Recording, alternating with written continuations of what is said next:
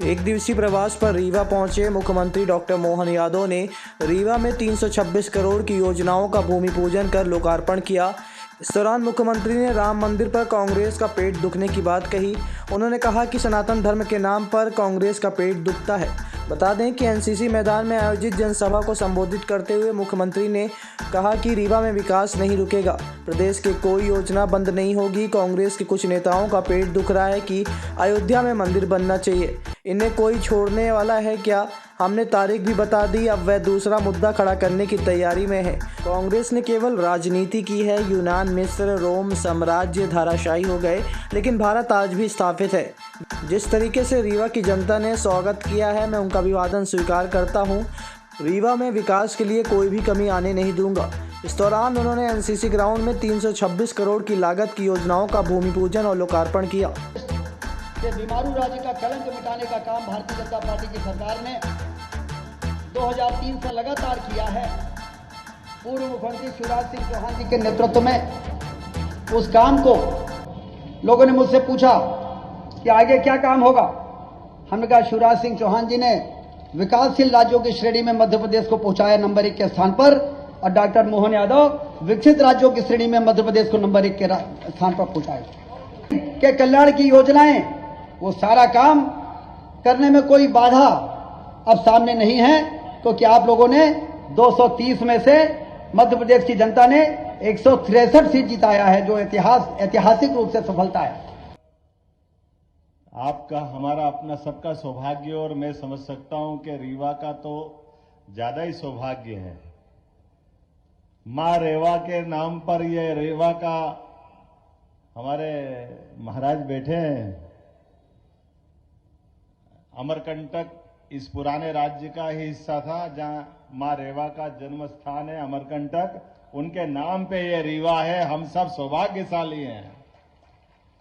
और रीवा अंचल में ही भगवान राम ने अगर 11.5 साल अपना वनवास काल का व्यतीत करने का निर्णय किया, तो वो चित्रकूट भी आप ही का हिस्सा है। तो इसलिए जोरदार तालियां बजा करके मेरे साथ 2 हाथ खड़े ऊपर करके बोलिए, जय जय श्री राम, जय जय श्री राम।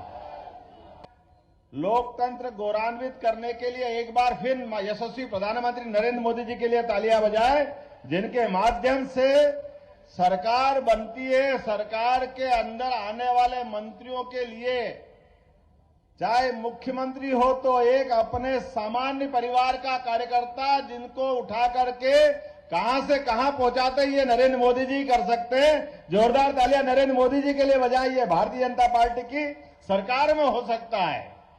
और अपना रीवा तो आप तो चारों उंगली घी में और सिर कढ़ाई में, मेरे साथ तो डबल है। आपका उप मुख्यमंत्री भी अपने रीवा के और आपके दामाद भी रीवा के, कितना ज्यादा आनंद आया इस बात के लिए। और बचा कुचा थोड़ी बहुत कसर अगर थी तो पहली बार वाले विधायक दोनों बहनें भी आपकी रीवा अंचल की। जोरदार तालियां बजाएं राधा सिंह जी के लिए, प्रतिभा जी के लिए। हमारे यहां पद का महत्व नहीं है, व्यवस्था में कार्यकर्ताओं को प्रशिक्षित करने का महत्व है। और इसी कारण से लोकतंत्र जिंदा किस बात के लिए होता है? लोकतंत्र की लंबी लड़ाई में अमर शहीद क्रांतिकारियों ने अपने बलिदान दिया है, अपने आत्म आहुतियां दी है। और रीवा का तो मैंने अपने दिवराज सिंह जी से सुना है, रीवा हमारा वो साम्राज्य है जब मुगल सत्ता ने तलवार के दम पर अच्छे को परास्त किया, तो रीवा साम्राज्य ने हमारी सनातन संस्कृति को बचाने के लिए सदैव युक्ति बुद्धि से अपना रास्ता निकालते निकालते पूरा सनातन धर्म को बचाने का प्रयास किया। मैं इस बात के लिए आनंदित भी हूं कि हां, रीवा का अपना वाकई समय आ गया विकास का। जोरदार तालियां बजाओ, अब कोई कोर कसर बाकी नहीं रहेगी रीवा के लिए। हमने अपने काम के आधार पर यशस्वी मुख्यमंत्री से शिवराज सिंह जी चौहान, पूर्ववर्ती मुख्यमंत्री ने जब अपने विकास के कारवां को बढ़ाया यशस्वी नरेंद्र मोदी जी के नेतृत्व में, तो हमने पुनः संकल्प लिया कि आपने जहां तक बढ़ाया है हम उससे 4 गुना आगे ले जाने के लिए संकल्पित हैं। इसलिए आपकी कोई योजना, किसी प्रकार के विकास के काम को बगैर बंद किए और नए नए कीर्तिमान बनाएंगे, नई नई ऊंचाइयों पे ले जाएंगे। और इसीलिए काम का विकेंद्रीकरण करने का भी हमने सिस्टम बनाया है। सरकार को वल्लभ भवन से उठा करके संभाग तक और संभाग से जिले तक और जिले के बाद विधानसभा के अपने कार्यकर्ताओं के माध्यम से विकास के लिए गली गली, मोहल्ले मोहल्ले, हर जगह दरकार जहां रहेगी वहां तक विकास के आयाम को ले जाया जाएगा।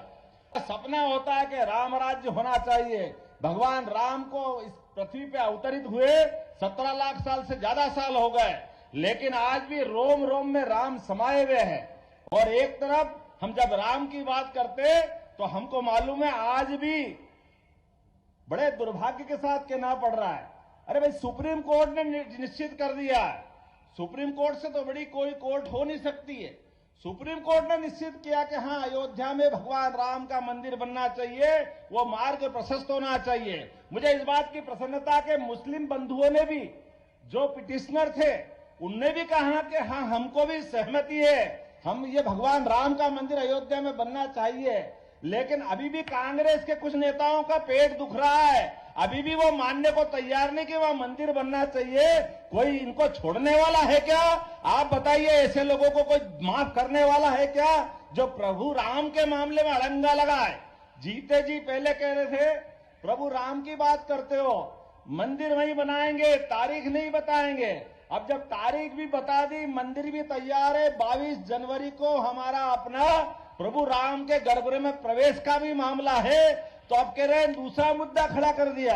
अरे भाई वो मूर्ति कहाँ है? अरे भैया तुम्हारा तो भरोसा ही नहीं था राम में, तो भगवान को कहाँ ढूंढ रहे हो? भगवान तो हमारे और आपके दिल में, जो प्रभु को राम को माने वो राम के। आपने तो केवल राजनीति की है। ऐसे राजनीति करने वालों को मैं निश्चित कह सकता हूं कि आज जिस प्रकार से जन आभार यात्रा के माध्यम से वैसे तो प्रदेश भर में माहौल बना है, लेकिन रीवा ने सबसे ऊंचा छक्का लगाया है, सबसे ऊंचा अपना आज का परचम लहराया है।